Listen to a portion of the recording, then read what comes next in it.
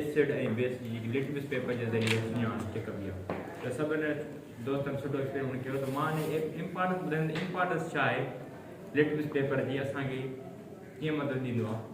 मिसाल मां लैब में आयुसि, मूंखे वर्क मिलियो अथव तोखे लैब में को प्रोजेक्ट ठाहिणो आहे। मां मुंहिंजे साम्हूं खोड़ सारा केमिकल, मूंखे ख़बर न हुई त हीअ एसिड आहे या बेस आहे। पोइ मुंहिंजे ज़हन में ॻाल्हाई त मूंखे पढ़ियो त हिकु लिटमस पेपर में उन ज़रिए टेस्ट कई वेंदी आहे। जेको रेड कलर आहे उनजी रेंज हूंदी आहे उहा 0 खां 5 ताईं रेंज हूंदी आहे, ऐं जेको ब्लू कलर हूंदो आहे उनजी pH रेंज हूंदी आहे 8 खां अबव 14 ताईं।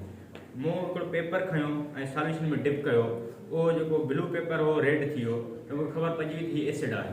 ऐं ॿियो मूं पेपर खयो उहो रेड हो ऑलरेडी, उहो मूंखे सॉल्यूशन में डिप कयो त उहो ब्लू थियो, त मूंखे इंडिकेट थी वियो त इहो बेस आहे। माना जेको लिटमस पेपर हूंदो आहे असांखे सिर्फ़ु एसिड ऐं बेस जी सुञाण करे ॿुधाईंदो आहे त हीअ एसिड आहे या बेस आहे। इहो असांखे न ॿुधाईंदो आहे त हिन जी कंसंट्रेशन केतिरी आहे, हिन जो pH केतिरो आहे, हीअ वीक एसिड आहे या स्ट्रॉन्ग एसिड आहे, वीक बेस आहे या स्ट्रॉन्ग बेस आहे।